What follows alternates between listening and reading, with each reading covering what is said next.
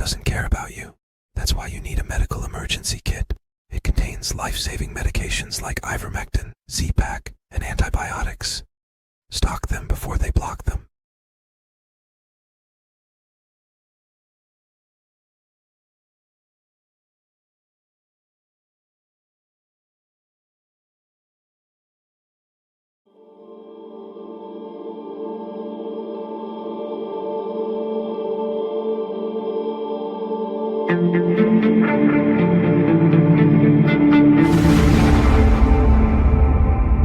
Change. Okay, some people in your party really want it. Some people really don't want it. The president has posted about it, causing a little bit of confusion about where he's at on this. So where is the president at? Where is the administration at?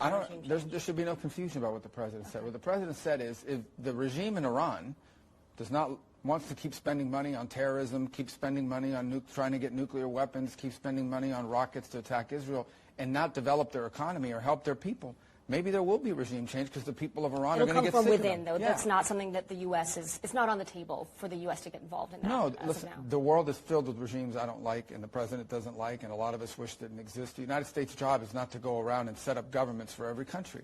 The United States' job is to protect our national security. Our national security issue with Iran is with a clerical regime that wants nuclear weapons so they can threaten us, threaten Israel today, threaten us tomorrow, and the president's made clear that's not going to happen. That's what he's focused on. I think what he was commenting, which is exactly right, is, look, if your country continues to fall behind economically because you're living under sanctions, because you insist on sponsoring terrorist organizations around the world and spending all your money on Hamas and Hezbollah instead of on your own people, yeah, maybe there will be regime change, but it's because the people of Iran will do it. But that's not our plan. It's never been our plan. He's never once talked about that. Well, there'll be sanctions, but they seem to be pretty good at avoiding sanctions. You know, they're wily characters, and they're pretty good at avoiding sanctions. So we'll see what happens. But Steve is focused right now on the border in terms of, we're talking about with Gaza, getting people fed. And he may be going, I think next week, Wednesday or Thursday, may be going to Russia. They would like to see him. They've asked that he meet, so we'll see what happens. What Steve Witkoff's message will be to the Russians? Is there anything they can do to avoid sanctions at this point? Yeah, get a deal where people stop getting killed. They had a number that just came out that a tremendous number of Russian soldiers are being killed.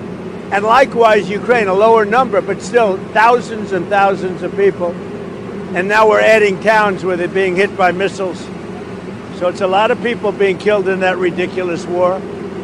And, you know, we stopped a lot of countries from war, India and Pakistan. We stopped a lot of countries. And we're going to get that one stopped, too. Somehow we're going to get that one stopped. That's a really horrible war. You heard about Cambodia and Thailand. We got that one done. We got the Congo, which was going on for 31 years. Rwanda, that one's done. We stopped a lot of wars. This is the one we seem to be, this should be the easiest to stop, and it's not. I mean, Rwanda and Congo were going on 31 years and I got it stopped. 8 million people dead, at least. That's what they have, but I think the number is much higher. And the leaders of each country, Rwanda and the Congo, they were great. They were great, and they wanted it stopped. 31 years it went on. We stopped a lot of wars. Serbia, Kosovo was going to be happening, and I don't believe it will now, so we stopped that one. On the table to deal diplomatically, financially, and otherwise with the ongoing war in Ukraine so we can achieve. India portrays itself as being one of our closest friends in the world, but they don't accept our products. They impose massive tariffs on us. We also know they engage in a lot of cheating on immigration policies that is very harmful to American workers. And, of course, we see, again, the purchasing of oil. So President Trump said very clearly is that it is not acceptable for India to continue financing this war by purchasing the oil from Russia. People will be shocked to learn that India is basically tied with China in purchasing Russian oil. आज दुनिया की अर्थव्यवस्था कई आशंकाओं से गुजर रही है, अस्थिरता का माहौल है। ऐसे में दुनिया के देश अपने अपने हितों पर फोकस कर रहे हैं। अपने अपने देश के हितों पर ध्यान केंद्रित कर रहे हैं। भारत भी दुनिया की तीसरी सबसे बड़ी अर्थव्यवस्था बनने जा रहा है। इसलिए भारत को भी अपने आर्थिक हितों को लेकर सजग रहना ही है। हमारे किसान, हमारे लघु उद्योग, हमारे नौजवानों के रोजगार, इनका हित हमारे लिए सर्वोपरि है।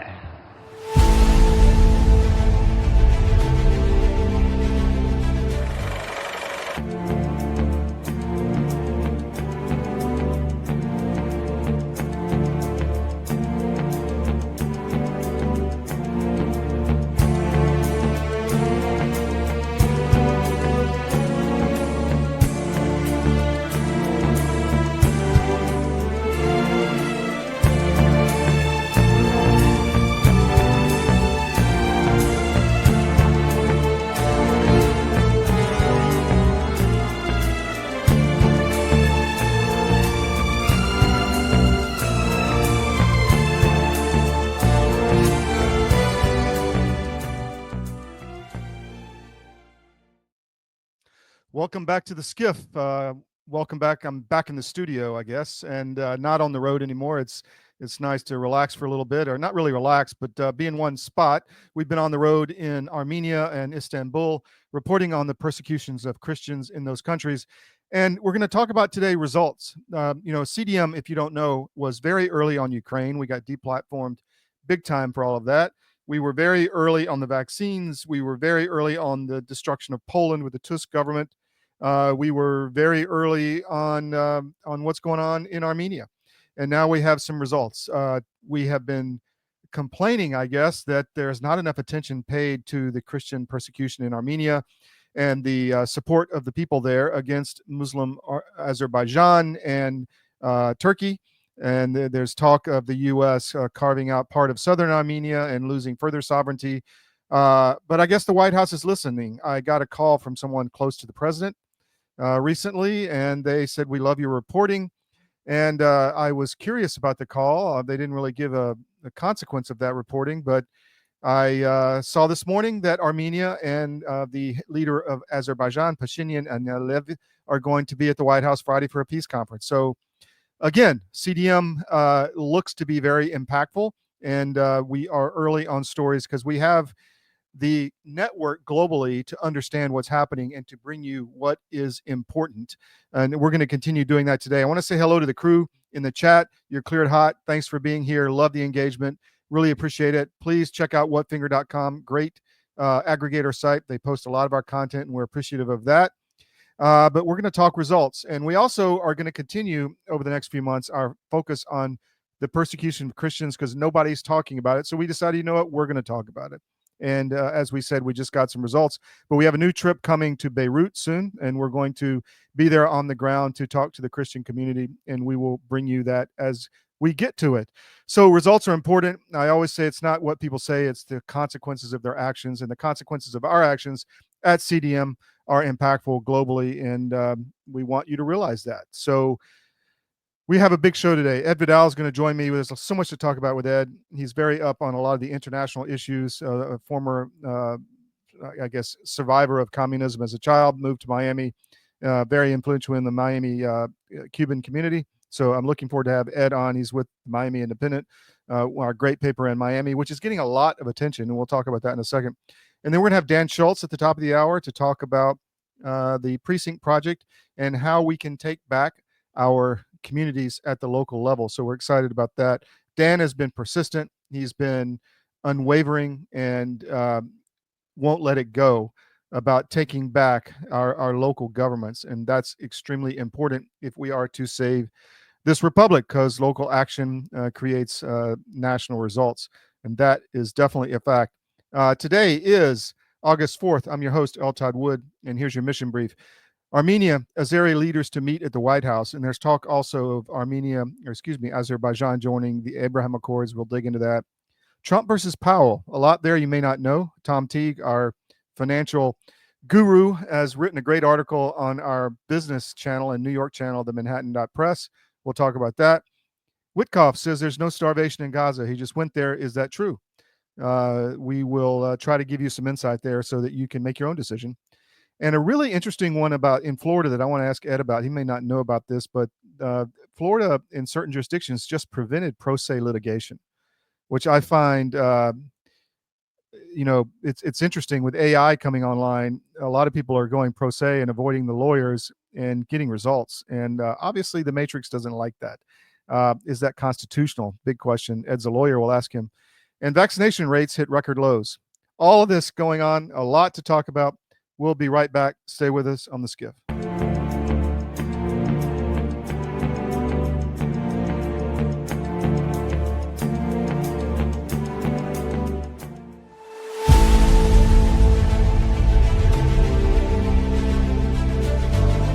I'm a naturopathic doctor.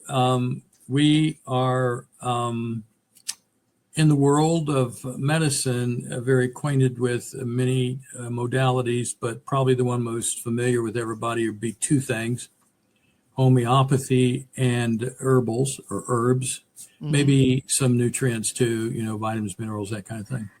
Now, we do know a lot about the drugs because we have to find out what drug you're taking affects you and what nutrient it depletes you of, because most every drug pharmacy product will deplete something. So we have been trained and we have a database that we can check into that says this is going to take your B12 away. The pharmaceutical company cannot patent organic substances made by the body.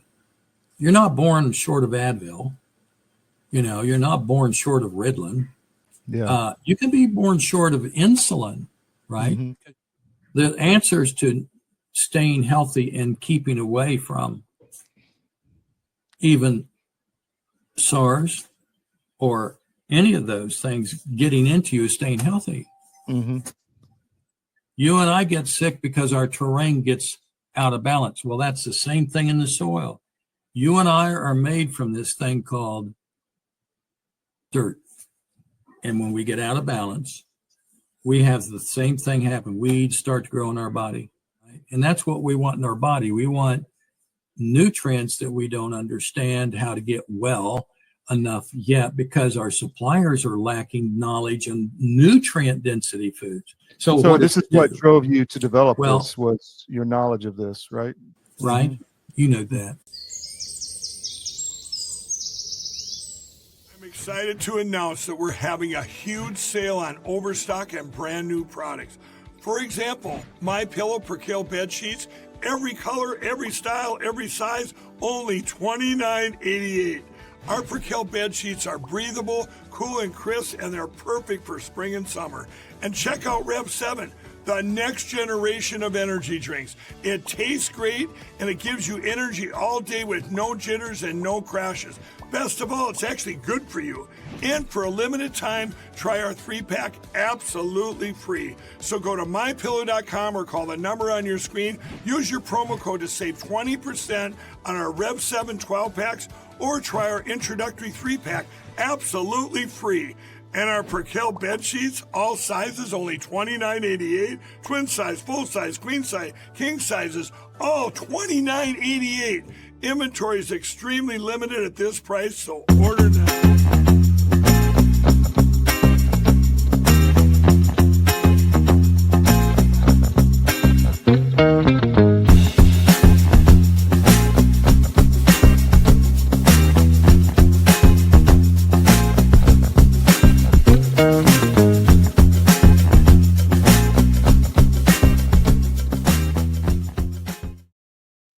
Welcome back to the SCIF. You know, we are on podcast. If you missed the show, you can catch us anytime. You can even double time it like I do to get through podcasts quickly in less time to gather and absorb the information. We're on all podcast channels. We're on Rumble, X. We load the show to YouTube afterwards. We're on Gettr. So we try to be everywhere that we can, but you can catch the show, always get all the archives on CDM.press.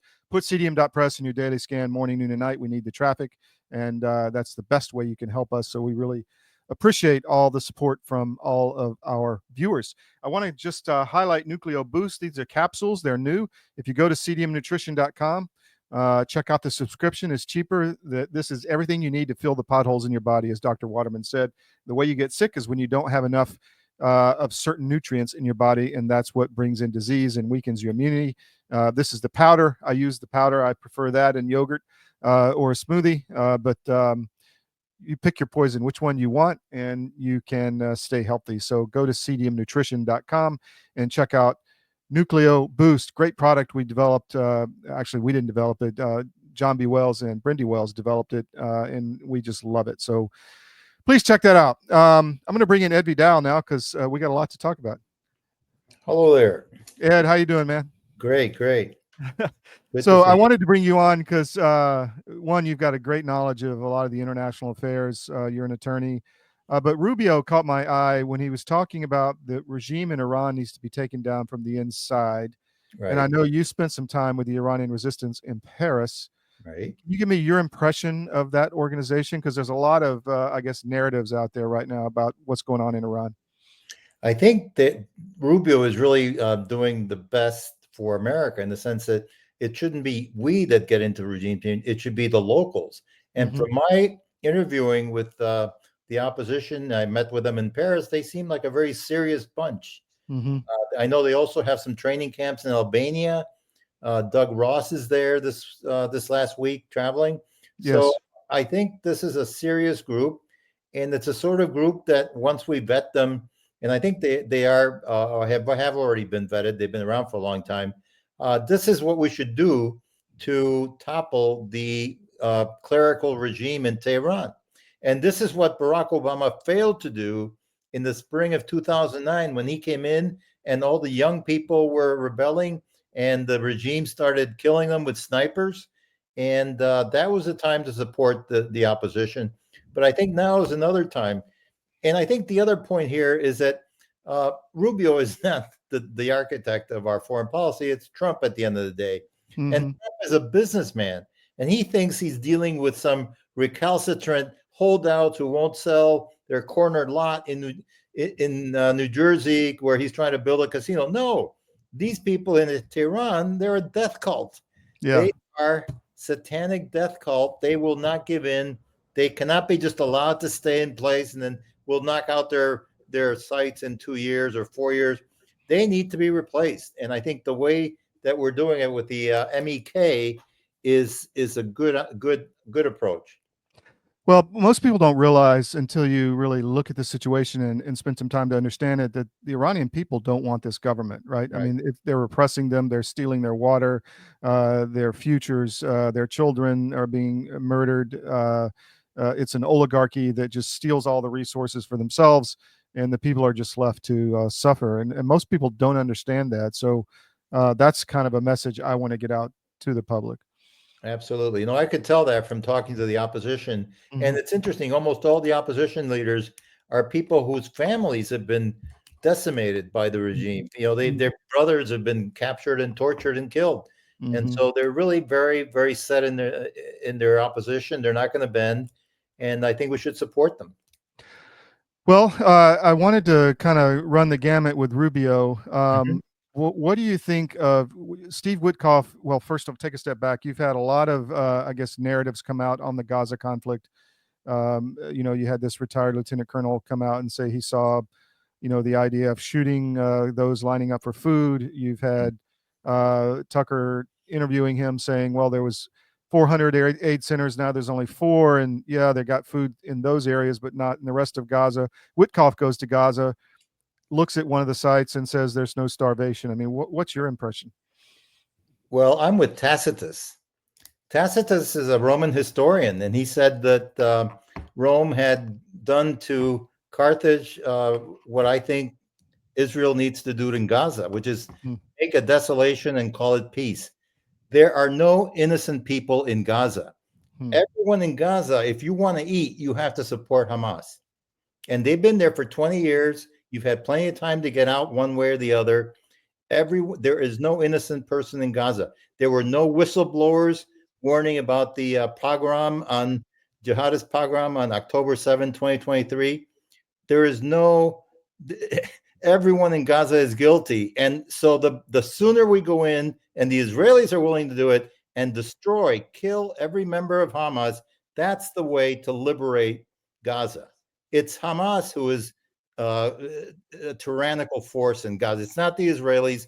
The Israelis are not saints, but they are by far the better of the forces there. We need to terminate Hamas, terminate their leadership in Qatar. Don't let them live fat and happy elsewhere, and then resettle the people. They don't belong there. It hasn't worked for them. There are plenty of spaces in Arab countries, whether it's Egypt, Algeria, anywhere, where these people in Gaza can be resettled. Maybe they could be resettled in Paris, in the suburbs, since Macron wants to create a Palestinian state, or maybe down in Marseille, wherever.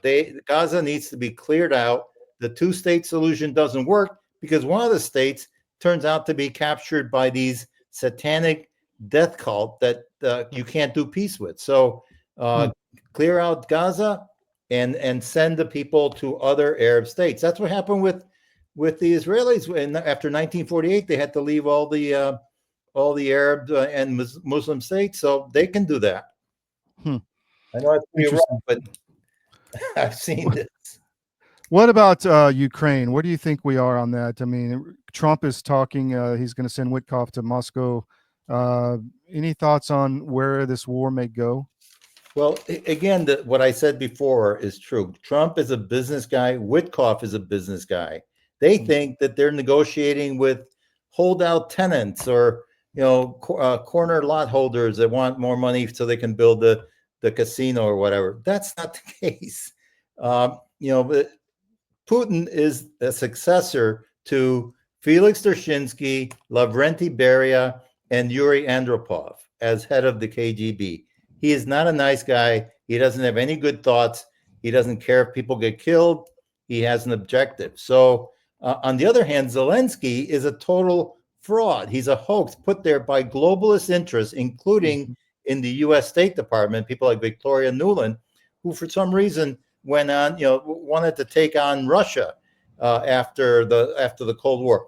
The Cold War was a success for NATO, but NATO has kept going too far. I'm in favor of NATO taking Poland, taking the Baltic states. Finland has volunteered. Finland is ready to defend itself. But Ukraine doesn't belong in NATO. NATO is a good government program that succeeded and then kept going. So we got to make sure that Ukraine does not belong in NATO. That is not our area. It is Putin, unfortunately, Russia's turf. And by the way, in 2014, when the Maidan Revolution was going on in Kiev, Putin invaded and took Crimea. Why didn't President Obama do anything about that? I mean, that's part of my theory. Obama is a communist and a communist agent. Look at Medvedev. Medvedev talks his mouth all the time. The reason President Trump assigned these two nuclear subs to whatever defensive duty he did was because Medvedev was running his mouth. Medvedev is Obama's controller. And you can see that in the 2012 election, Obama was caught on a mic saying, after the election, I'll have more flexibility. Obama was a Russian communist agent, and he still is, and he has been for a long time. So I don't see any. I think from the point of view of America, we have to recognize these realities and then realize that Zelensky was put in there by corrupt Western interests to serve the globalist interests. Ukraine is, as I wrote, it's the only globalist versus communist war in the world. Zelensky was put in there by the globalists in the West, the corrupt globalists who were running Burisma and other places, and he needs to be removed. He needs to be forced to hold elections, have somebody else come in, and then reach an agreement with the Russians. Now, you can't let the Russians just go into Kiev, but I think nobody's going to push them out of where they are. So they need to come to an agreement. I think you're right. So why don't you think it's being solved? Who needs to blink, I guess, is the question. I think Zelensky needs to blink and get the heck out of there and run a new election and let somebody else take over. He is he was put in there to do war. Mhm. And the minute he steps out of war, he loses his power. And I wouldn't be surprised if he was assassinated by the same people that put him in. So he needs to blink. Ukraine needs to blink and back down. And NATO needs to blink. Well, I'll make one comment on what you said. I don't think Russia's communist anymore. I think that they are an oligarchy, but I don't think it's a communist conflict. They're czarist. Well, yeah, there you go. We're going to take a break and be right back. Ed, stick with us. You can stay for one more segment, right? Sure, absolutely. Okay. We'll be right back.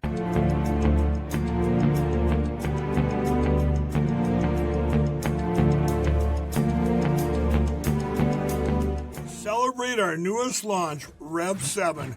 I'm bringing you an amazing introductory offer, plus an exclusive overstock sale that you're not going to want to miss. Rev 7 is our premium energy drink that tastes great and gives you energy all day with no jitters and no crashes. That's because there's no sugar and no caffeine. I'm so sure you're going to love Rev 7 that for a limited time you can try our 3-pack absolutely free. Or check out our Percale bed sheets. I can't believe I'm even going to say this. Every color, every style, every size, only $29.88.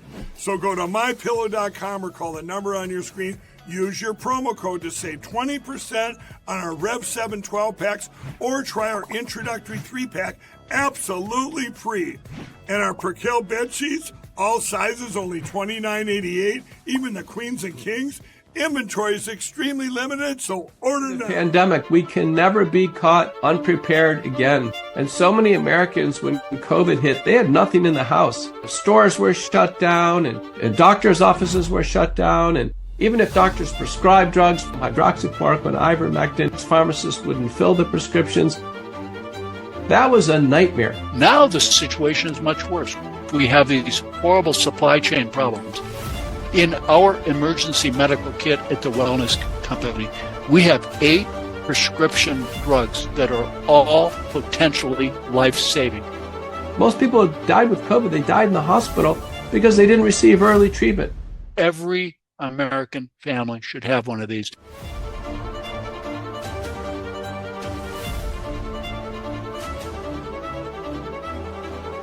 I can tell you the Wellness Company kit is the answer.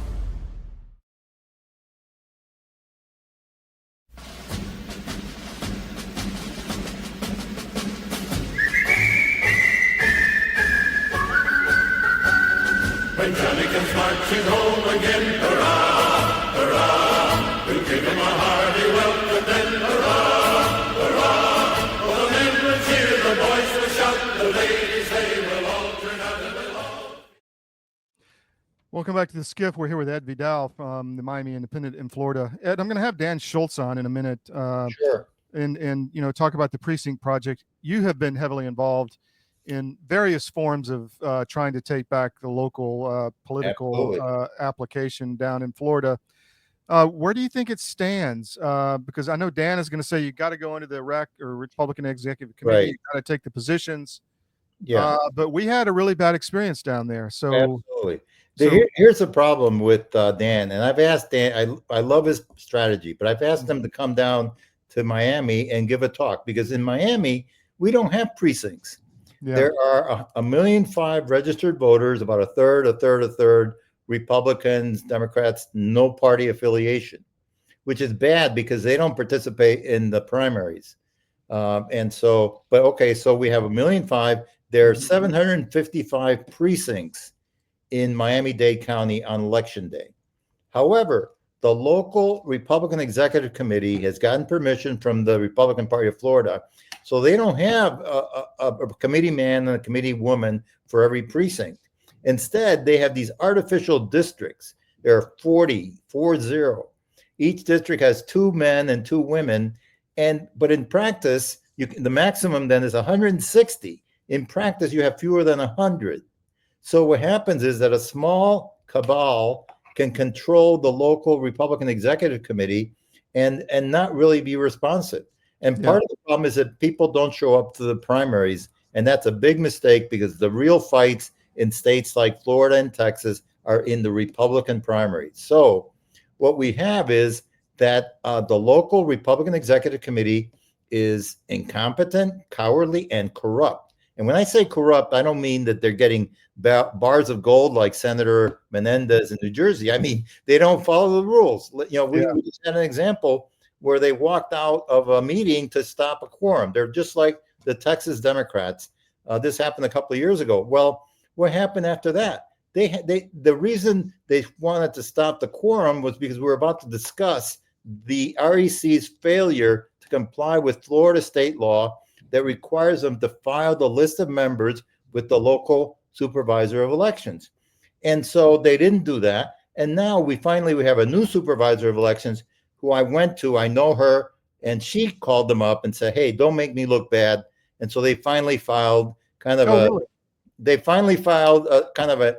half-assed list, which our people are going through. So but it tells you they didn't do it until somebody had to. Laws don't enforce themselves. Yes. So this took 2 years. However, at the time that they shut down debate in 2023, the local state's attorney was informed that this was happening, and they say, "Oh, we don't get involved in petty politics." Well, let me tell you something. Last year, the REC did not put up any opponent to the local state's attorney, a Democrat who has been in office for 32 years. So no wonder they don't enforce the law against the REC. Yeah, a little bit of a under the table handshake going on there, Absolutely. right? So that's what Dan has to come down. I'd like to see him come down in person, and then we can make a real ruckus. So if you tell him to come down to Miami, we'll trim. We'll take him out to my South Beach if he wants. Excellent. I will do that. Well, I think we've talked about Joe Gruters before, but he's being endorsed by the president for the RNC chair. He's being endorsed by Susie Wiles. Yes. Thank you for correcting me. You're correct. Right. So what about that? I put out, and I talked to you and others about Joe, and we put out some stuff on kind of his controversial past, but everyone says the same thing. He's a sleazebag, and nobody trusts him.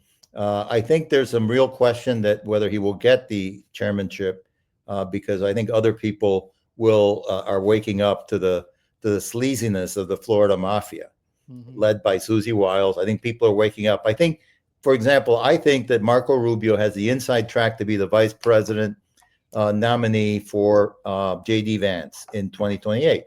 But the one thing that could keep him off of that ticket is all his associations with all these sleazy Florida politicians, starting with Susie Wiles, but also Joe Gruters. And there are more if you go down the line. People like the former mayor of Hialeah resigned his post so he could be a lobbyist in Miami because his wife is a senior staffer in Rubio's office. So this is the sort of thing that could smear Rubio if he's not careful to keep them at arm's length. The other thing is there was a rhinopalooza in Orlando this weekend. And the good thing about representative government is that the nomenclatura, the ruling elites sometimes have to compete with each other. So there's likely to be a lot of competition in the coming Republican primaries. So, for example, we talked about Joe Gruters, who is, I think very likely to not be allowed to become the chairman of the Republican National Committee. If that happens, he's going to run for state CFO against Blaise Ingoglia, who was appointed by Governor DeSantis. And Governor DeSantis specifically called out Gruters for being a sleazeball and for not wanting to appoint him. So I think all these fights among the elites are very favorable. Another example is Byron Donalds, who generally sounds very good on economic issues, but he has a lot of negative associations going back to Trayvon Martin, who we have the evidence that he went to a vigil to support him. And so I think that I predicted that Governor DeSantis is going to appoint Senator Jay Collins from the mid-state Central Florida as the replacement lieutenant governor. And then we'll support Jay Collins to run against Byron Donalds. So there will be a contested Republican primaries at least a couple of interesting positions.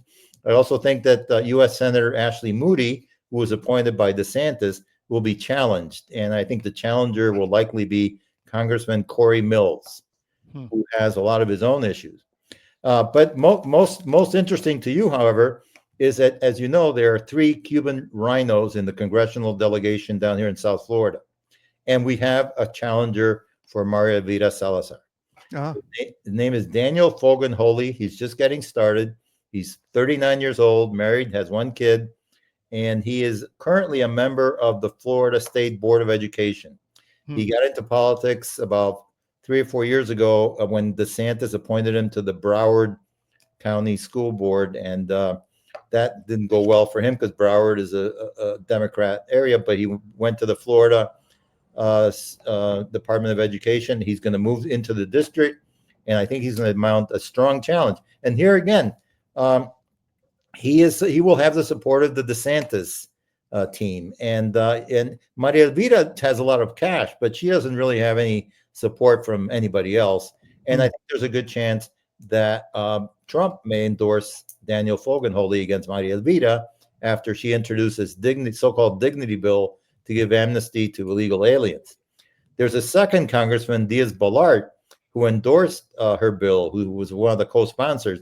He might be getting a challenge. We're working hard on that. We're hoping Bob Unanue, who just retired from Goya Foods, will take that on, but that has not been confirmed. Maria Elvira has a challenger. Diaz-Balart does not. And then finally, Carlos Jimenez, who is all over the place, he tried to become chairman of the House, the Homeland Security Committee. Mark Green had resigned, and he lost that. Somebody else, a congressman from New York, was appointed, and it sounds like he's thinking of running for Miami City mayor. That's a position that's open. He would have to resign. The election is in November. There's another reform candidate that the Miami Independent is supporting, Emilio Gonzalez, a retired U.S. Army colonel.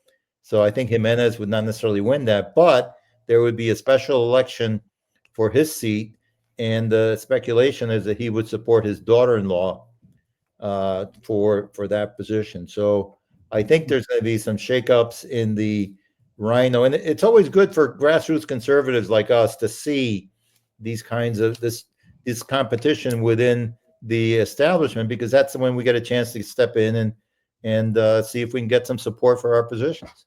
Yeah, I think that's what's going on behind the scenes nationally too. I think you have conflicting cabals that are all jockeying for power behind the scenes. So you got to get me an interview with the challenger to Salazar if you have that connection. Yes. There's been some stuff come out in the last few days. Chris Gleason has put some stuff out. One of them is that there was a change in the head of the election law enforcement group in Florida, and it was done kind of under the cover, and nobody knew about it for months. Do you know anything about that? Yeah, no, I know him. I know Andy Darlington. He's a good guy, except he hasn't acted on the crimes I've sent him. He's very much of an establishing guy. He's a Marine, Afghan veteran, and he was appointed to go up to Washington, work with Pam Bondi. And this happened in maybe May or June. That's fine. Now I'm happy to see it. I guess they put in a new person, Jillian Pratt. She's fine, but they didn't tell anybody. And this is typical of the DeSantis administration. No transparency. The guy who was replaced reports to Secretary of State Cord Byrd. Cord Byrd is totally a black hole. He doesn't give you any information. In fact, there have been times when we've been asking him to do this or that, and his answer has been, "So sue me if you want me." So to heck with him. That tells you that the DeSantis is a great conservative in the sense of social and cultural issues, but he doesn't run a conservative or a libertarian administration. It's very much of a thuggish. We control this. We don't let you know anything, and we don't respond to requests for election integrity reform, or even there's going to be a big issue on the wind and solar. I have an article that I'm waiting for you to publish. Yeah, and wind and solar is a huge failure for the DeSantis administration. They cannot call themselves conservative. They are totally at odds with the Trump administration. So that tells you DeSantis is a conservative on social and cultural issues, but everything else, he's a thug. He's running a cartel, especially on the election fraud stuff. I mean, absolutely. So that's what we're fighting. the machines, the mail-in ballots. It's, Florida is not the gold standard. That we've been gaslit there pretty hard. It took a lawsuit to find out that this guy Andy Darlington had gone up to Washington to work for Pam Bondi. Yeah, I mean, they found out just because it was listed on a Right. lawsuit document. Yeah. Unbelievable. Now there's another one that, and I don't know the exact terms of the issue, but I guess in some jurisdictions in Florida, they are now preventing pro se litigants from filing cases. Florida has had a lot of very active pro se litigation, and it's been led by Chris Gleason. And also in Palm Beach County, Jeff Bongiorno is having very good success. So I'm a lawyer, so I can't speak out against my my guild, but I am not a litigator. And I realize litigation can be very expensive and very cumbersome. I generally encourage these claimants like Gleason and Bongiorno and others to hire a lawyer if they can, but that can be expensive. They don't necessarily have all that much money. So I think they're within their rights to act as pro se, and the fact that certain courts are trying to block them tells you that they're becoming aware of all these problems, and they're trying to hide. And this is Republicans, and they're not running an open administration. So that's what the term rhino means. You may be a Republican, but in name only. Well, people need to realize what's going on. So the elections and the politics are controlled from the top down in Florida. And you even had a situation where when they found some of the fraud, they passed the Election Integrity Act, which was really the Election Fraud Legalization Act, where they prevented data from being given to the public. And now they're preventing the public from filing pro se litigation. I mean, and they control all the lawyers. So, it's just like in Georgia that you can't find a conservative lawyer to go after certain cases in Georgia. Lawyers are worried about their careers. If they become known as the grassroots conservative lawyer, then maybe they won't get other cases. Yeah, for sure. So pro se and AI has really changed the game. Right. Because I know Chris has built an AI model based on Florida law, which has been extremely effective in what he's been doing. So I think you're seeing a kind of a apex or a climax of competition in that area. So it's going to be very interesting to watch. It's affecting all parts of the legal profession and corporate and other. So I'm not surprised here. There's one lawyer who has been willing to lend his name and do this, which is Peter Tickton. He runs a litigation shop up in Delray Beach. He's a high school buddy of Trump, and maybe he will allow his name to be used, and then the firepower to come in through AI. But AI is going to really have an effect here, and it's that example for the Republican establishment in Florida. There's an opportunity here for lawyers, right? I mean, if you become the guy, all these conservative cases come to you. You can make a living off that, man. You would think. Yeah, but that requires courage. Yeah, I guess. Ed, what else is cooking at the Miami Independent? I was talking about the wind and solar. I think that's going to become a real issue for DeSantis. I don't see anybody else picking up. Donalds doesn't seem to have picked it up. And I think that's going to be really tainting DeSantis, because when people have to start paying more for their electric rates, and they find out that DeSantis for the last 5 or 6 years has been allowing a woke, progressive regulatory policy to be implemented in the local, Florida Power and Light has all these solar plants, and they're totally destroying the environment. The land is covered up, and it turns out it's more expensive. It's not reliable. It only goes on a certain time. You can't have it all day. So I think that's going to be a real scandal for DeSantis, and it's going to really burnish his legacy. And I say rightly so, because this is the way he works. He's very good on social and cultural issues, but then other than that, he's just a thug. Well, you made me think of something else. Last question. There's a documentary out, and I forget the name of the company. We're researching it now. Kat Stansel brought it to my attention, but the radioactivity in Florida on the fertilizer mining, do you know I was unaware that this process creates radioactivity, and even the children's playgrounds are taking Geiger counters up, putting them on the ground, and they're like 50 times the normal healthy limit. Yep. We'll have to explore that. But what I did know is that there's all this blasting here in Miami-Dade County, and that's causing real harm to houses. I think they finally filed a class action lawsuit, mostly up in Miami Lakes, and and then I know some of the cell towers in especially near Doral have been very radioactive, really harmful. So we have to be more careful about that. Yep. Ed, thank you. Really appreciate your time. Short No notice. problem. I appreciate it. I just saw the Rubio thing and I wanted to get you on. So thank you very much. Sorry if I scared you on my views about Gaza, but I'm no, an old Roman. look, we're open to all views. I mean, Okay. I bring on both sides of the Israeli-Gaza issue. It's all good. Okay. All right. Great. Take care. Thank Bye. you.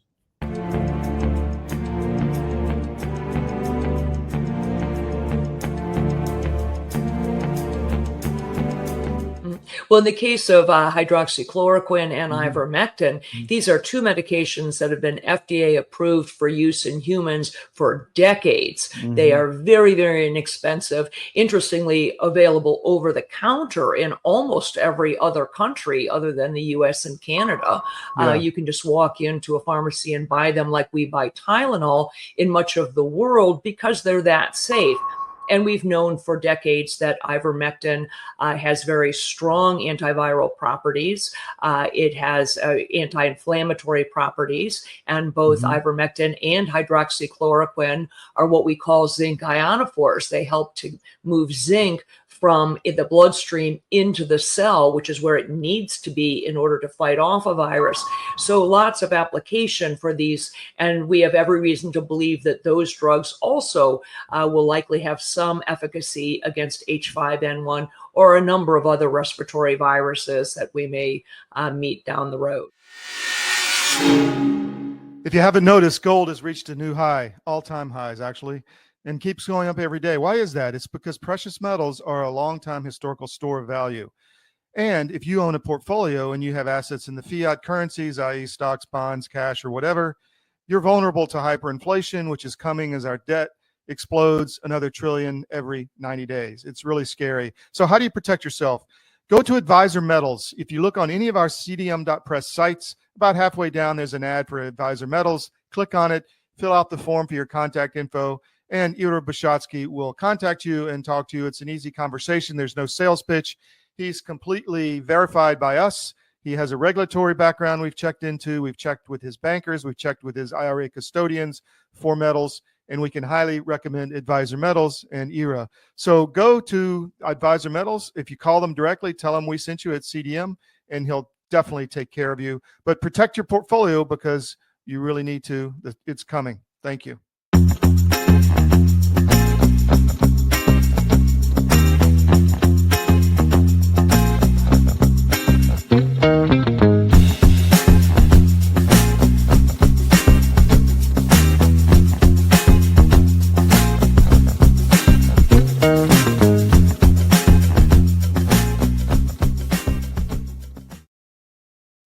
Welcome back to the SCIF. So tomorrow, join us. Roger Stone is going to be with us tomorrow morning.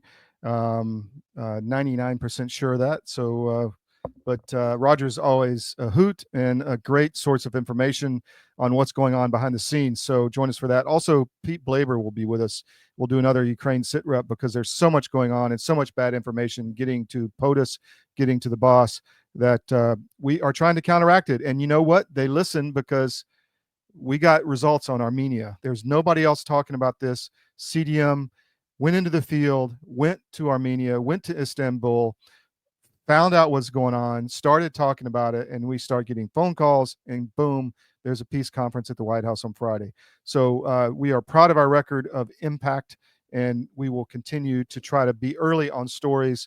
The Christian persecution thing is huge.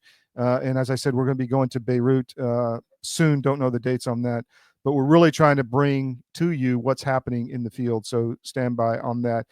Dan Schultz is going to join us at the top of the hour. We're going to talk Precinct Project and how to continue to try to get, access to power at the local level for patriots. That's a huge issue, and it's not going away. In fact, it's getting worse as the establishment, the empire strikes back. So that's an issue we will be discussing with Dan. I want to just roll into a few stories here. Let me just bring up share my screen real quick and we'll get into some of this. So we've been talking about Armenia. I was just in Yerevan, and then we went to Istanbul and went to the horse's mouth of Christian persecution. Armenia is they were the first genocide, not in the 20th century, and it rivaled the Holocaust. At least 2 million were killed. Many more were deported.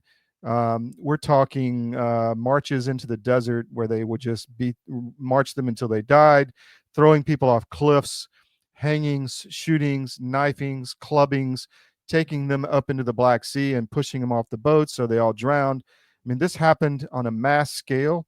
Turkey still doesn't admit it, but it still is reverberating. And what has also been interesting to me, because I did a lot of research on this, on the Armenian genocide, the reaction in the West was over the top in outrage, but that's been erased from my media. You don't hear that anymore. And I read books about all these American NGOs which had stood up to save the Armenian Christians. I mean, this was a big deal in the early 20th century, but it's been forgotten, intentionally erased from our collective memory, I think, but not anymore because we have CDM and we're going to talk about it. But Trump is going to bring Pashinyan, which is the prime minister of Armenia, and Aliyev from Azerbaijan to the White House on Friday, and hopefully for a peace deal. I can tell you that the Armenians on the ground are worried about continuing war threat from Azerbaijan to the east. They just lost Nagorno-Karabakh and Artsakh, which is the town, the old Armenian kingdom there. Hundreds of thousands of Armenians were pushed out into regular Armenia. There's also talk, and you can find all of this in this article on cdm.press at the top of the page right now. There's also talk of Armenia losing further sovereignty in the south to make a corridor between Azerbaijan and an exclave of Azerbaijan on the Iranian border. So there's continuing to be under threat, and we want to continue to highlight this because I spent some time there. And, someone on my team said, these people are kind. There's no crime. We were down on the square in the middle of the night. There was no ganja. There was no migrants. There was no homeless. It was clean. Families, kids running around at night. And you just didn't feel that feeling of being ripped off like you do in Turkey, immediately getting into a taxi. In Armenia, it was completely different. So we want to support these people, and it's a Christian country after all. So we want to continue to bring up this information so that people understand what's happening. Also, there was a lot of talk about Azerbaijan joining the Abraham Accords, which is the axis of Muslim nations in conjunction with Israel doing business instead of fighting. But we raised the question this week, what about Armenia? Why don't they get to join the economic and enjoy the economic benefits of all of this? So we're going to continue we got a lot more content to put out, which we got from sources in Armenia, and we'll continue to put that out over the next few days to weeks. And also in Istanbul in Turkey, especially with the Hagia Sophia, the capital of the Eastern Roman Empire, the Second Holy Roman Empire, in the Byzantine Empire, and everything that's happening there is another story all to itself. So stand by. We got a lot to put out this week. I want to move now to the Manhattan.press, our paper in New York, the Manhattan.press. Great article from Tom Teague on Trump versus Powell and how that may play out. Trump can't pick the Fed chair. The Fed governors pick the Fed chair, and there's a whole process behind that. So Teague lays that out for you. Great article. So please check that out, and you can learn more. Again, we're trying to bring you what you need to know, not necessarily what you want to hear. So this is important. Now, let's look at Gaza. Witkoff just went to Gaza and met with the Global Humanitarian Fund at one of the aid distribution sites. I'm getting some weird errors here. Hopefully you can still hear me. But Witkoff went to one of the GHF food distribution sites in Gaza and came back and said there is no hunger, no famine in Gaza. A lot of people on the other side were saying this was just theater in order to put pressure on Hamas. We don't support Hamas here at all. They're terrorists, but we also don't want children killed, and we want them to be dealt with in a humane way. So we'll continue to shine light on this. Speaker Johnson was just in Israel today, actually, and praying at the wall. You can read all this on Zionism.com and on CDM.press. Zionism is our site on everything about what's going on in Israel and the surrounding area. And we have a lot of sources on the ground, which we've brought to bear over the last few years, and we'll continue to do that. The litigation issue in Miami, which I find, real quick, this is an article on CDM about the Abraham Accords. You can read that. All of this we're going to continue to push out, but we've done a lot of coverage on Armenia and the South Caucasus, and that will continue. Just a minute. So I want to bring up the litigation thing. Let me hold on one second. The litigation without lawyers article on Miami Independent. If you go there, you can see this one, which is the certain jurisdictions in Florida no longer allowing pro se litigation, which I found horrific, unconstitutional, and wrong. This is straight up mafia power politics, and it has to stop. We have to get our local processes back. The regime is pushing back hard against any grassroots involvement at the local level, and it's wrong. And we're going to continue to scream loudly about it. I'm getting a lot of comments. I love the exposure and the interaction in the chat. Thank you very much. Now, there's another article I wanted to point out, which is on armedforces.press, our military channel. The decision to remove West Point crest from the chapel Bibles at West Point is changed back to the original, because Obama took all this off, or Biden took it off. Right? He took the West Point crest off the Holy Bible in the West Point Chapel. That's obviously wrong. That's a tradition that's been there for a long time. There's multiple different faiths inside the West Point Chapel, as with the Air Force Academy where I went, Jewish, Buddhist temple, all of it's there. So it's not discriminatory. And if why take the crest off the West Point Bible? It makes no sense unless you're anti-Christian, which we're not. So that's really important, and we're glad to see that.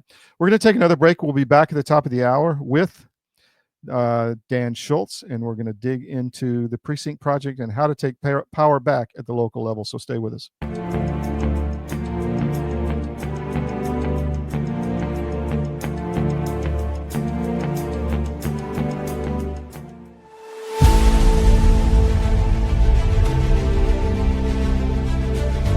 My friends gain more and more weight, and then eventually I got to tell you, this is a little dark, but bad diet literally killed my whole crew. Wow. Diabetes, a stroke, I mean, all kinds of stuff. It's like, you had a stroke? You're not even 50 years old. You guys got to quit eating this stuff. Your body knows what's what. You're not conscious of this, but that's why people will go to the refrigerator and they'll grab this and that and the other and put together this outrageously elaborate combination of foods. Your body's trying to reach balance.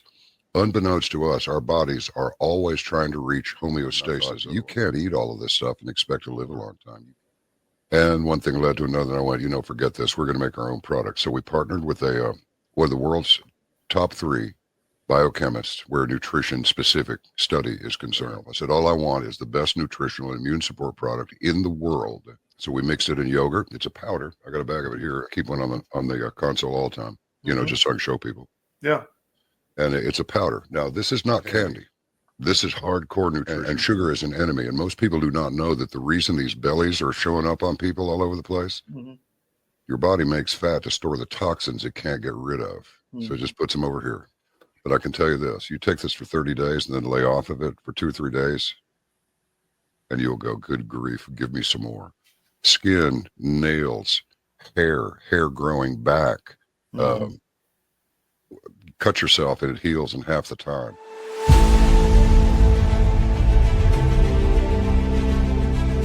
I'm David Cross, and you may know me from my election integrity work, but I also own U.S. Asset Management, an investment advisory practice. I've been an advisor for nearly 30 years, and one of the questions I get asked most frequently is, do I have enough money relative to other people my age? And while that's an interesting question, it's also the wrong question. The right question is do you have enough money to sustain your lifestyle for the rest of your life? This is a question you should know the answer to. This is what we do. Check us out at us-am.com and look for our big proud American Eagle logo.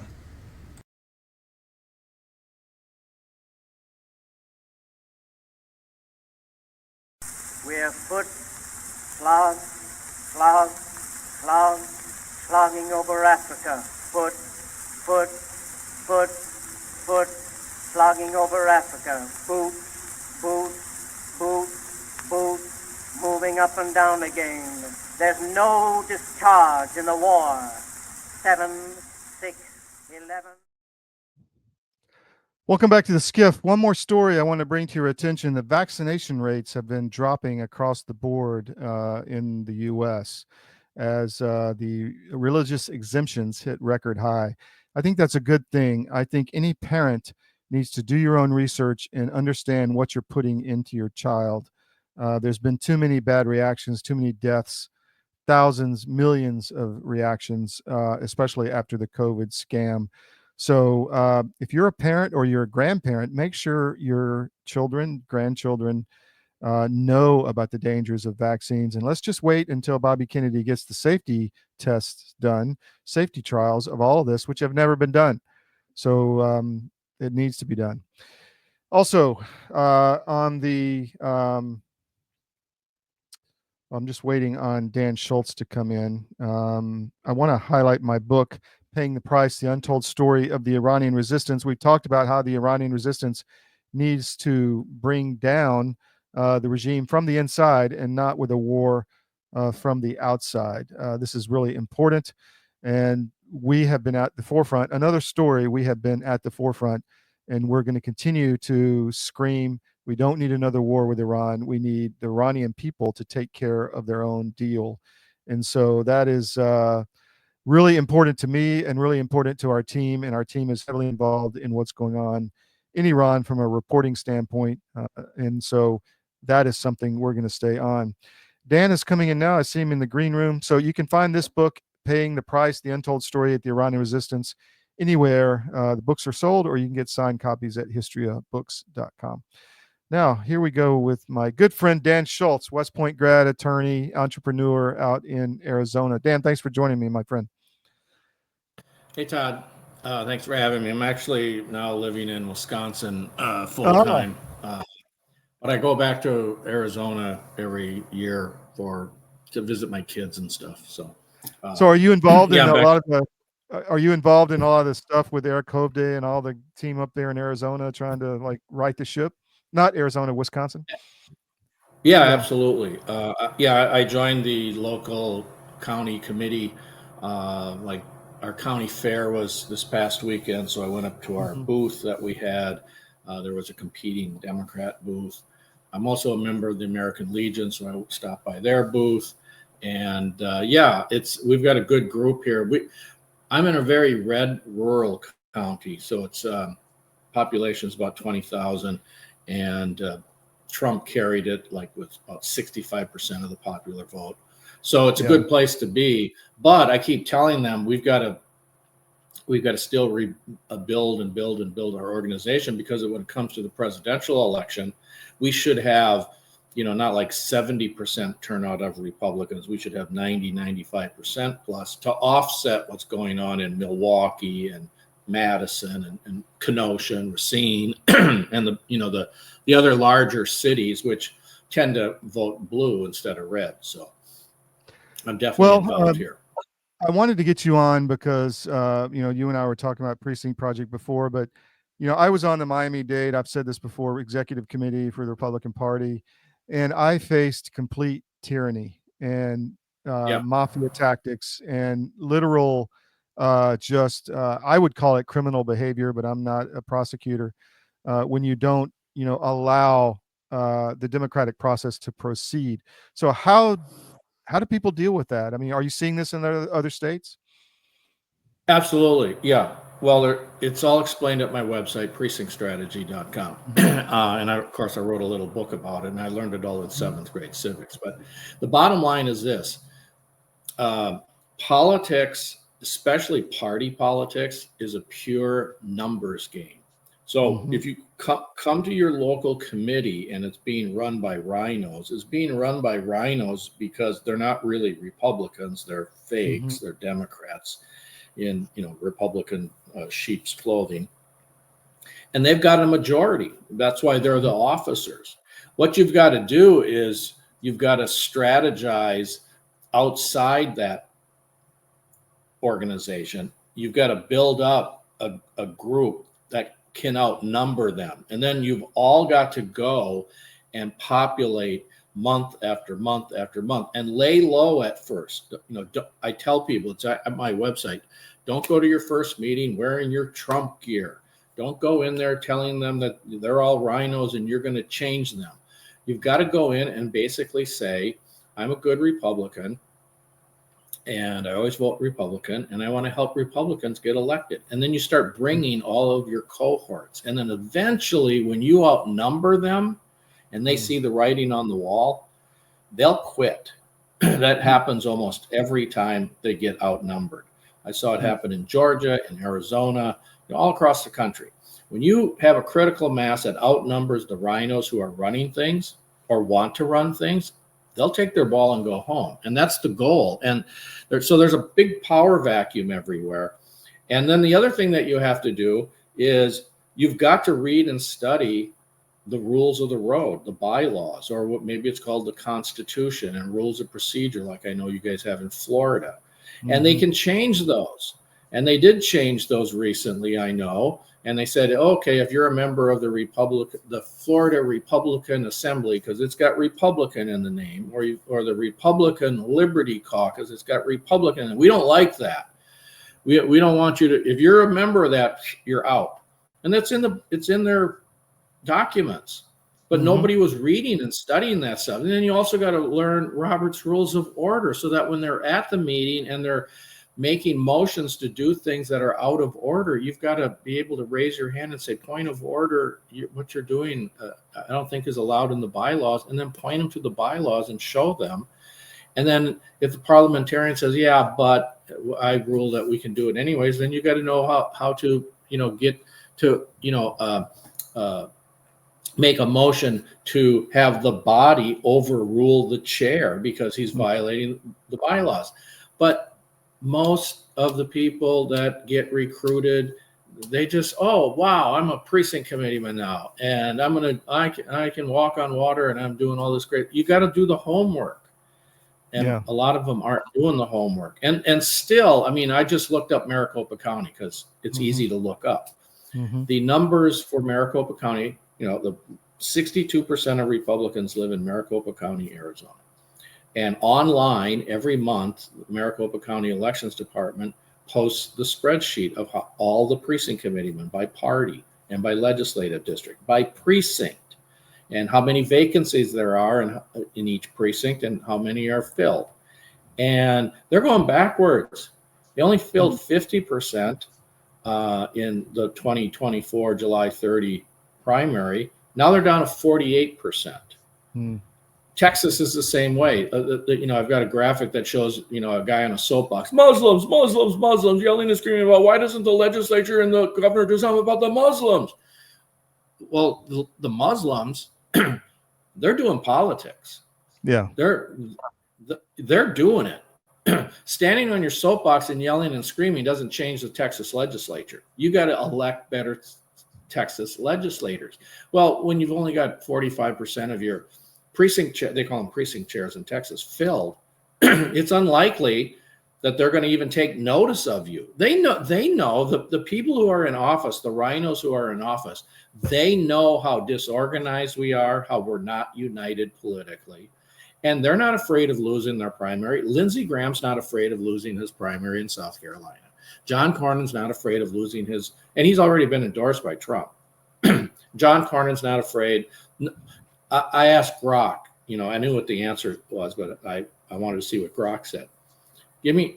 Take a look at 50 years of history with the U.S. House and the U.S. Senate and incumbents who run for re-election. What percentage of them win? It's 96% plus. Yeah. And then, but why?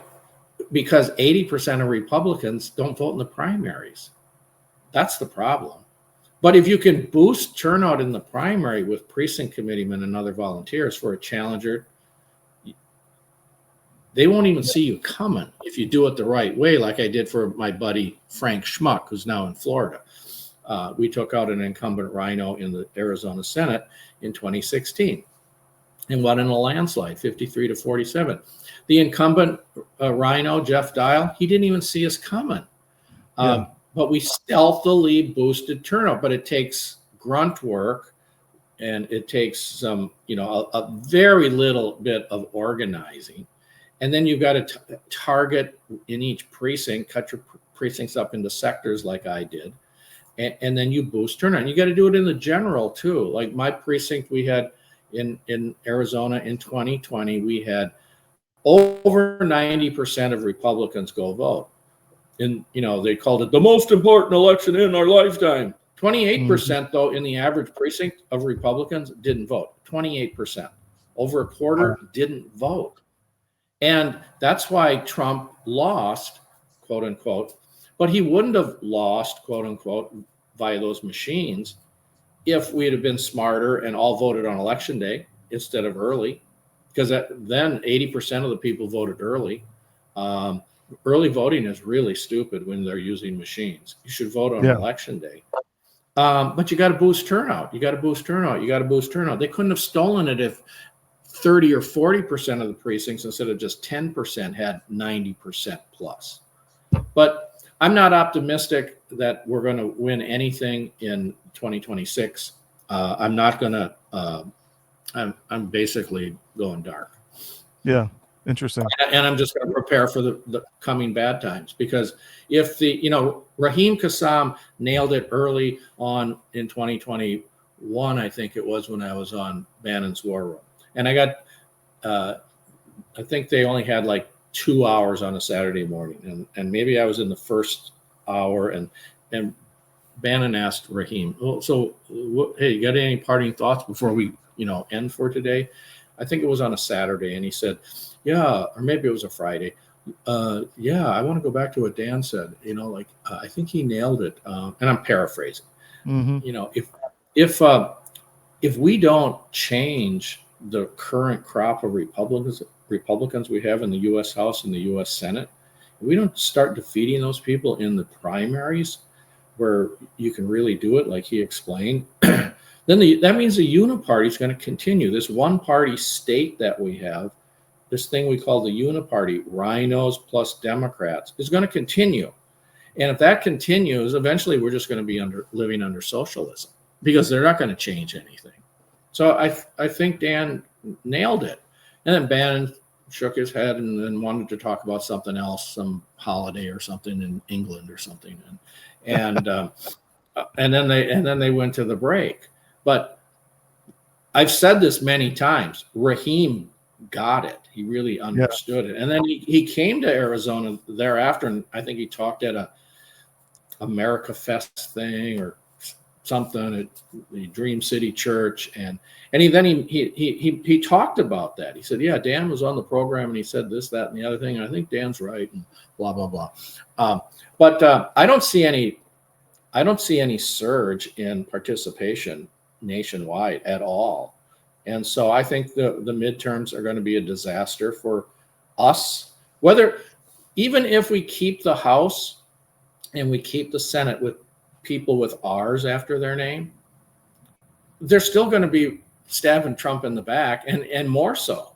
They're slow walking everything. Thune is slow walking everything in the Senate. Johnson is slow walking everything in the House on purpose. They're waiting Trump out. And who's ever advising Trump, they've got to be rhinos. Well, we know Susie Wiles is. We know Savita is. And, almost all of them around Trump. He doesn't get any good advice, unfortunately. And I wish it wasn't so, but it seems to be the case. And I'm not optimistic about what's going to happen after 2026. And what I'm doing is I'm watching the primaries. I'm going to start, I'm watching in states, like, is there any surge of PCs? In some states, you can get the numbers easily because they're public, because it's a primary state. But in caucus states like North Carolina, the only people who know how many people are in the party are the party chairs, the county chairs, and the state chair. And so I'm going to be watching that. March 6th is the North Carolina primary. and Michael Whatley is running, and I don't know if anybody's running against him. If I predict Michael Whatley is going to run away with it, and he's going to be the nominee, and you know he's a rhino. He's running the RNC. Why doesn't he have on the RNC's website the precinct committeeman strategy or anything about becoming a precinct committeeman? The reason is because they don't want people to become precinct committeemen. Well, exactly. In Georgia, he's been pretty seditious in like supporting McCoon, who is being supported by a family who just ran a $140 million Ponzi scheme against conservatives, and they're still in power in Georgia. I mean, it's literally unbelievable. I think part of the problem, Dan, is there was a surge because of you, and then people got hurt in the local areas, and they just said, screw it. But that's not the right reaction. They have to stay with the game, right? You know? Yeah. Yeah. So I have a good friend in Illinois who was on the verge of quitting. I'm not going to say what her name is, but she's well known. She's been on Bannon's War Room. She's a county chair.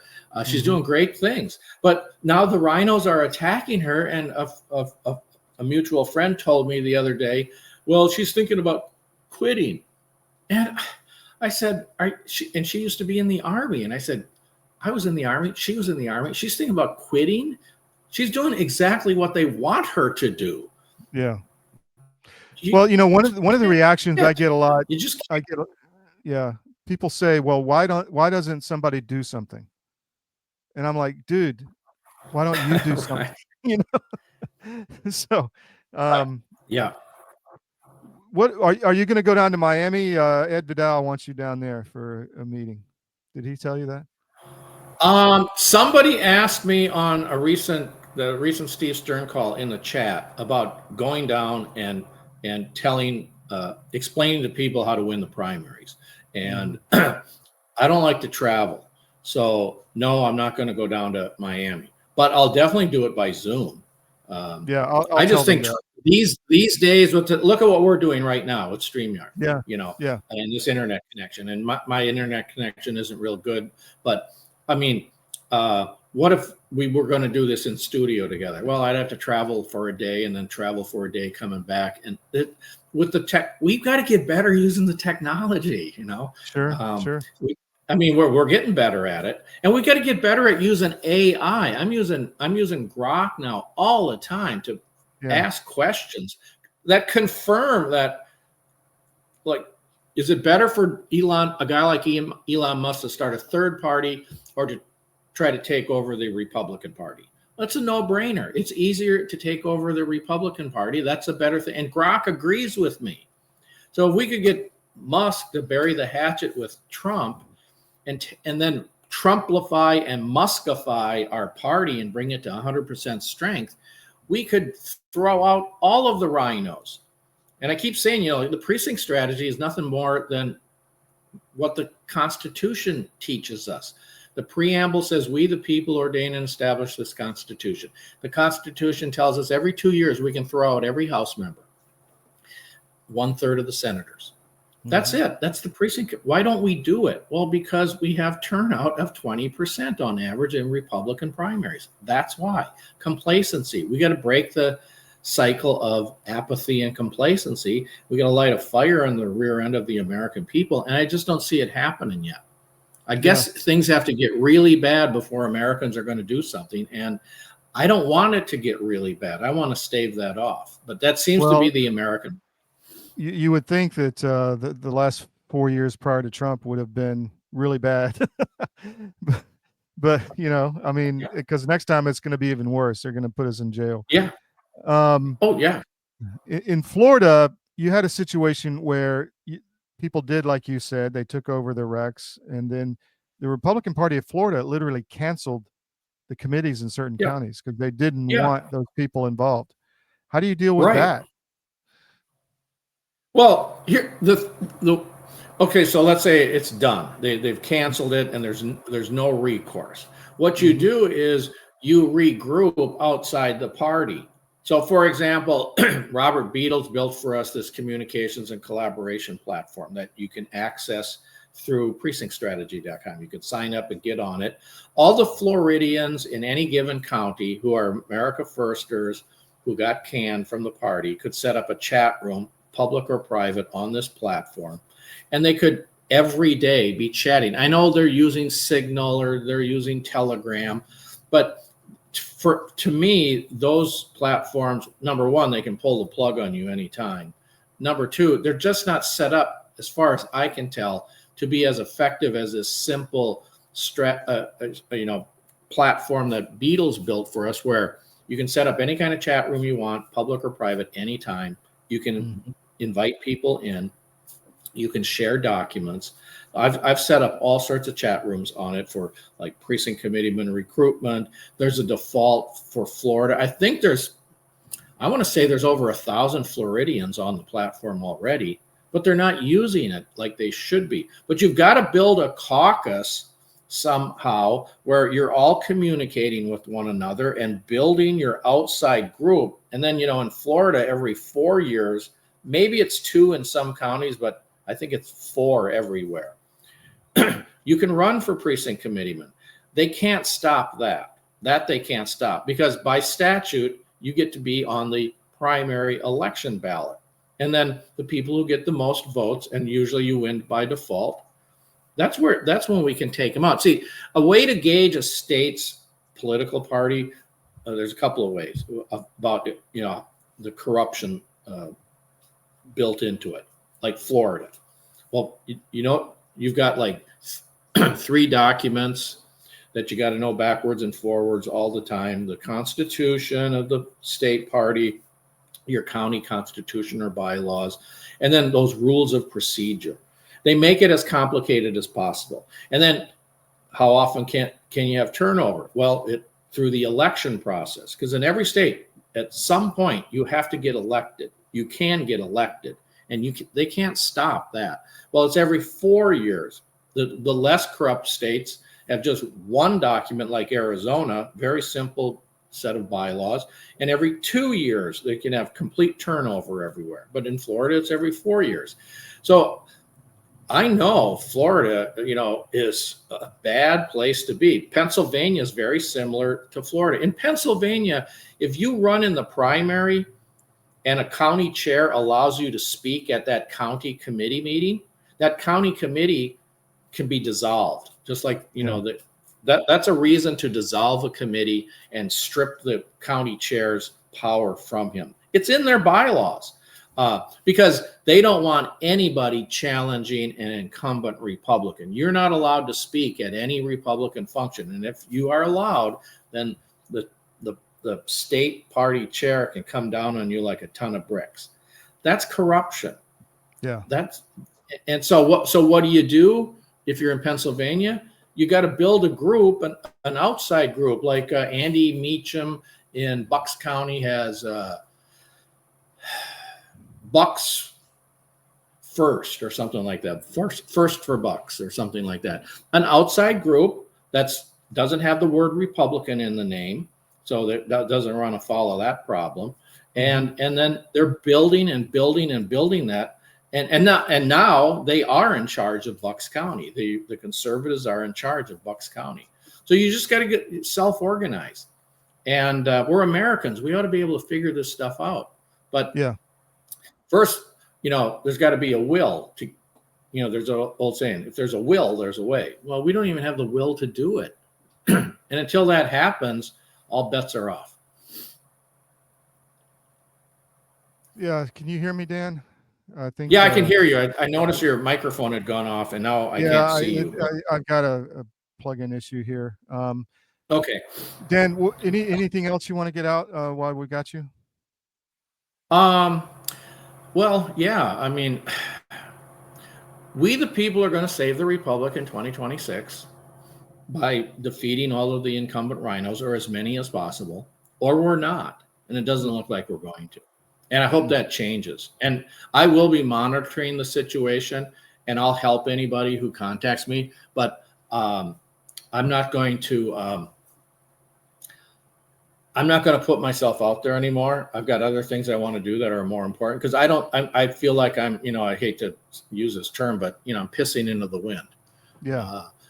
I'm getting wet, and it ain't good, because I give free advice. You know, the precinct committeeman strategy is free advice. It's basic American civics in action.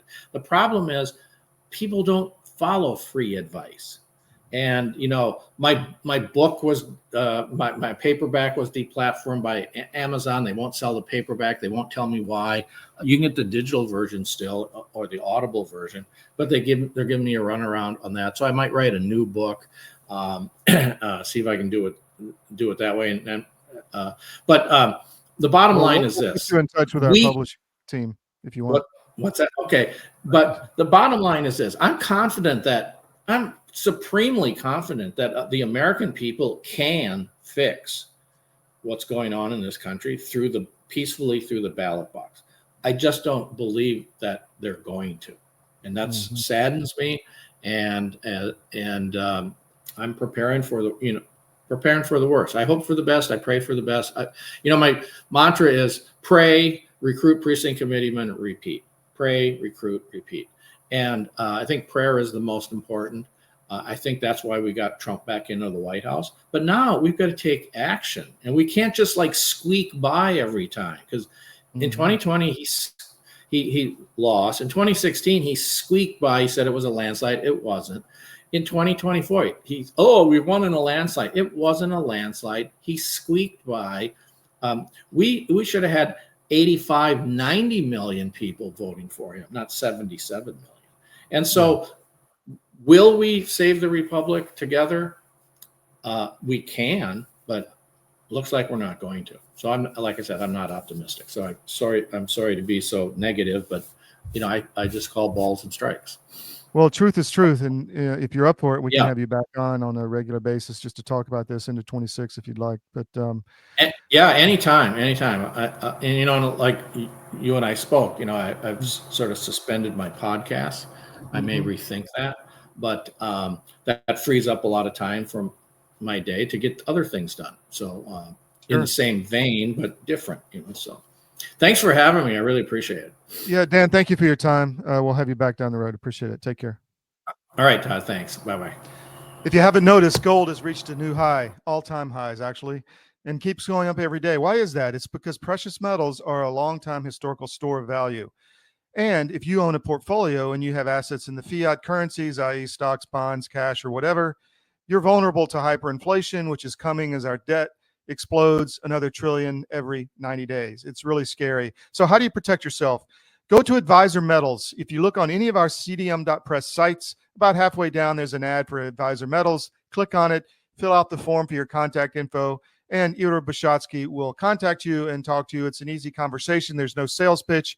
He's completely verified by us. He has a regulatory background we've checked into. We've checked with his bankers. We've checked with his IRA custodians for metals, and we can highly recommend Advisor Metals and IRA. So go to Advisor Metals. If you call them directly, tell them we sent you at CDM, and he'll definitely take care of you. But protect your portfolio because you really need to. It's coming. Thank you.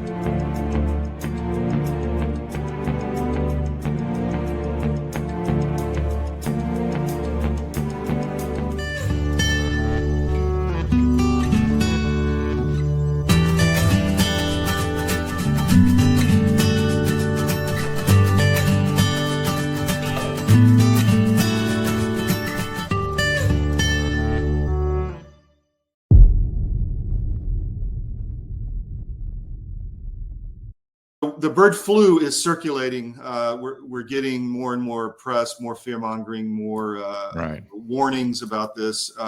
First, let's start with that. What say you on? Well, what I say is it specifically is not circulating. It's in animals. There's one human, maybe two transmissions, no human-to-human transmission. And stand by, everybody. If there is some sort of sudden human-to-human transmission, you should immediately be suspicious that gain of function was involved with that. Just the fact that they're taking an animal virus and going nuts on it in the press and talking about it all the time, that to me leads me to believe that they have concerns that somebody is doing something with that virus, because this would not happen naturally, in my opinion. Our world is changing rapidly. Many crucial systems we depend upon are collapsing. And the most important system that is failing is the food supply. Mr. President, this Council is more than aware of the multiple challenges and threats the world is facing today. But the threat of famine, people starving slowly to death, must be a red line. These food prices are going to keep going up, and they're going to keep feeding excuse after excuse, narrative after narrative. Yeah. Where you're going to have to get off that treadmill and start getting more autonomous with your own food growing. You want to make sure that you can eat, because frankly, food is the biggest issue as we are going through these transitions. But amidst the chaos, there is a path to resilience. Marjorie Wildcraft is the female leader of the survival and preparedness movement. Marjorie has taught millions of people how to grow an abundance of food in a grid-down situation, even if you have no experience, are older, or out of shape. I've spent decades finding the fastest, easiest, and funnest ways for the average person to be able to grow a lot of food. I've created a step-by-step process that's so simple that even kids to elders have been using it in order to grow a lot of their own food. And you can too, even if you have no experience, you're older, or you're out of shape. Growing your own food is like printing your own money. Get started today.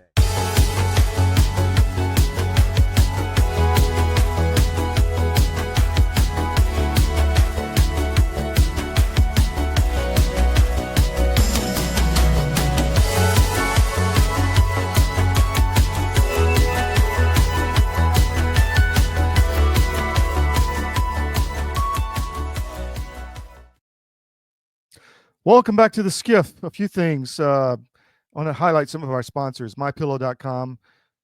Christmas is coming. It's going to be here before you know it. It's already August. Get your gifts early. Use promo code CDM. Go to MyPillow.com. Get the best discounts. Look around the site. He's got a lot of stuff. 600 products and growing. Maybe more now.